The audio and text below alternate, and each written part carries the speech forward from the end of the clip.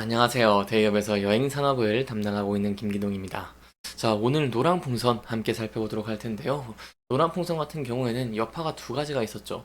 바로 TMF 사태에 대한 여파가 있었고, 코스피와 코스닥의 지수가 급락을 하다 보니까 이렇게 주가가 급락을 하는 모습을 보이기도 했습니다. 따라 저희가 이 부근대에서 현재 소폭 반등을 하고 있는 모습을 보여주고 있는데, 이러한 반등을 지속하기 위해서 어떠한 부분들을 지켜봐야 되는지, 그리고 어떠한 대응 전략을 짜는 게 좋을지까지 여러분들과 함께 살펴보는 시간을 가져보도록 하겠습니다. 일단 TMF 차트에 따른 걱정이 좀 있죠. 여기에 대한 내용 제가 좀 간단하게 설명드리도록 하겠습니다. 이렇게 TMF의 정산 지원 사태가 퍼지면서요. 1년 중에 가장 높은 매출을 올려야 하는 3분기 실적에 대한 우려가 커지고 있는 상황이다라고 볼 수 있겠습니다. 특히 제가 앞서 말씀드린 바와 같이 여기에 더해서 이제 미국의 경기 침체 우려로 주가가 하락을 많이 했는데 지수가 하락을 하고, 이에 따라서 한국도 코스피와 코스닥이 급락을 하는 모습을 보이게 됐죠. 이렇다 보니까 이런 두 가지 악재로 인해서 이제 노란풍선 같은 경우에도 급락세를 좀 보이고 있는 모습을 보이고 있습니다. 그렇다면 실질적인 피해가 어떻게 될까요?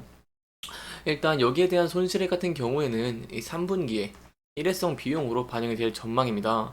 8월 이후에 이제 여행 상품 같은 경우에는 모두 취소가 처리가 됐기 때문에 이 추가 손실은 좀 제한적일 것으로 저희가 예측을 할 수 있겠지만, 여기에 대해서 노란풍선 같은 경우에도 제가 직접 전화를 해본 결과 이 고객 대응을 최우선이라고 했기 때문에 여기에 대한 여부는 저희가 좀 함께 살펴보는 것이 중요할 것 같습니다. 하지만 그럼에도 불구하고 좀 여기에 대한 영향 좀 제한적이라고 저희가 좀 생각을 하는 이유가 어떤 게 있냐라고 한다면, 이런 티몬과 UFO에 대해서 매출에 전적으로 차지하는 비중이 노란풍선이 굉장히 적고, 여기에 더해서 추석이나 연휴 등 이런 여행 수요가 오를 수 있는 기회가 굉장히 많기 때문에 좀 기대되는 전망들이 있기 때문입니다. 일단 이 노란풍선 같은 경우에는요, 티몬과 UF의 매출 비중이 전체의 약 3% 정도입니다. 그렇기 때문에 여기에 대한 영향은 좀 제한적이라고 볼 수 있겠고, 저희가 노란풍선의 1분기 매출액이 383억 원이었다는 점을 생각을 해 본다고 한다면 손실은 약 11억 원에 불과하다라고 볼 수 있겠습니다. 따라서 현재 발현해 있는 시장의 우려와는 달리 실질적인 피해는 굉장히 적다는 것을 저희가 파악을 할 수가 있고요. 이 현재 상황 같은 경우에는 노란풍선이 좀 고객 대응에 최우선을 하고 있는 모습을 보여주고 있고, 이 티몬과 UF가 할인받은 금액으로 좀 최대한 이용할 수 있도록 제 결제를 도와주는 중이기 때문에 여기에 대한 여파는 저희가 계속해서 좀 지켜보는 것이 중요할 것 같습니다. 하지만 그럼에도 불구하고 제가 앞서 말씀을 드린 바와 같이 향후에 기대가 되는 전망들이 굉장히 많죠. 예, 그 중에서 제가 조금 긍정적인 소식을 하나 좀 여러분들에게 좀 전달을 드리려고 합니다. 예, 사실 노란 풍선 같은 경우에는 여행사이기 때문에 여행에 대한 수요가 견고한 것이 굉장히 중요합니다. 이러한 상황 속에서 이제 올해 하계 이 성수기에 인천공항을 이용하는 여객 수치가 코로나 이전인 2019년의 여객 실적을 상회할 것으로 전망이 나오고 있는 상황입니다. 인천공항공사 같은 경우에는요, 이런 하계 특별교통 대책을 시행을 하는 7월 25일부터 8월 11일까지 약 385만 명가량의 여객이 인천공항을 이용할 것으로 예측을 했습니다. 이 하계 성수기 하루 평균이요 21만 명대이고, 지난해 대비 여객 증가 같은 경우에는 19.4%로 좀 예측을 하고 있는 상황이기 때문에 2019년보다 이제 1.3%나 상회하는 모습들을 저희가 기대해 볼 수 있다라고 할 수 있겠습니다.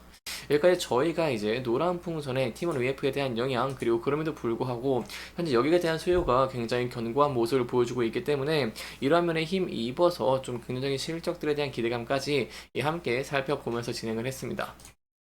이제 마지막으로 저희가 이제 노란풍선의 일본 여행시장 재진출에 대한 여부를 함께 살펴보도록 하겠습니다.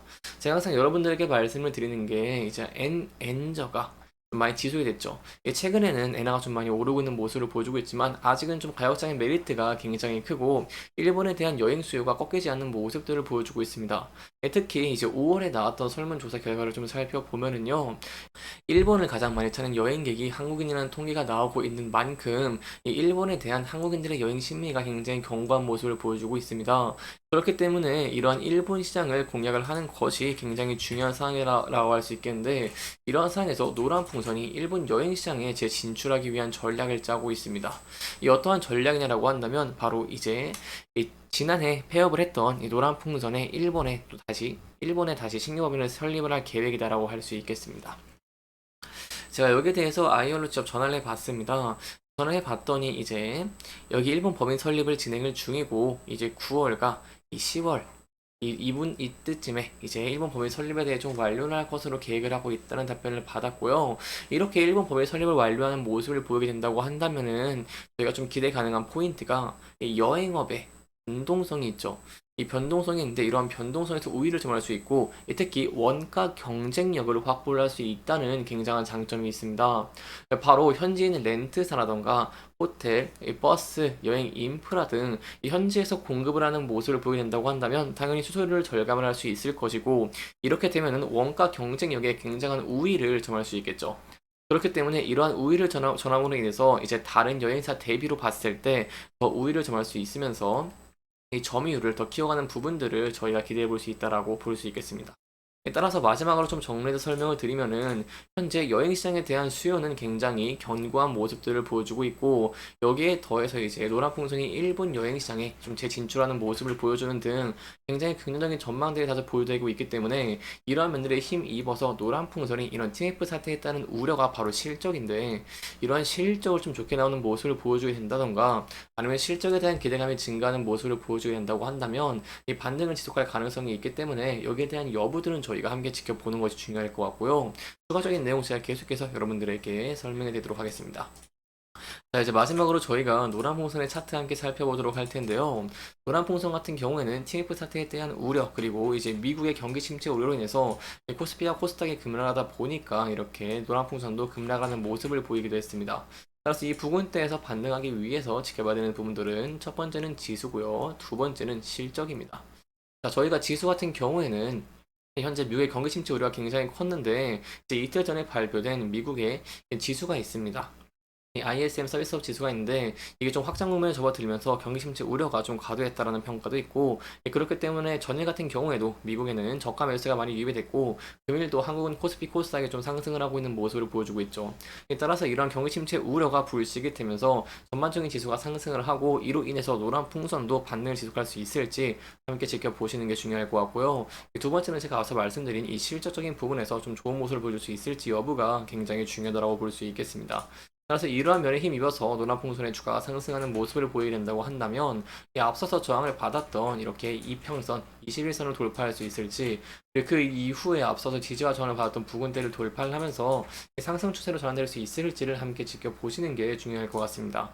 다만 이 부근대에서 좀 조정을 받는 모습을 보여야 된다고 한다면 저희가 이제 3거래 일정을 봤을 때 하락시에 소폭 지지를 받았던 라인대가 있죠. 이게 차트를 좀 크게 보면은 앞서서 좀 지지를 받았던 라인입니다. 지지와 저항을 받았던 라인이기 때문에 이 부근대에서 지지를 받을 수 있을지 여부도 함께 지켜보시는 게 중요할 것 같습니다. 이렇게 이번 영상에서는요, 저희가 노란 풍선의 팀원과 UF에 대한 사태, 그리고 그럼에도 불구하고 향후 긍정적인 전망들을 기대해 보시는 이유에 대해서 함께 짚어보면서 진행을 했고요. 해당 영상은 개인적인 의견이 많이 들어왔기 때문에 투자자분들의 주관적인 생각과 해당 내용을 토대로 현명한 선택을 하시면 좋을 것 같습니다. 이렇게 영상 잘 보셨다면 다음 영상도 시청해 주시길 바라면서 오늘 영상 마무리하도록 하겠습니다. 끝까지 시청해 주셔서 감사합니다.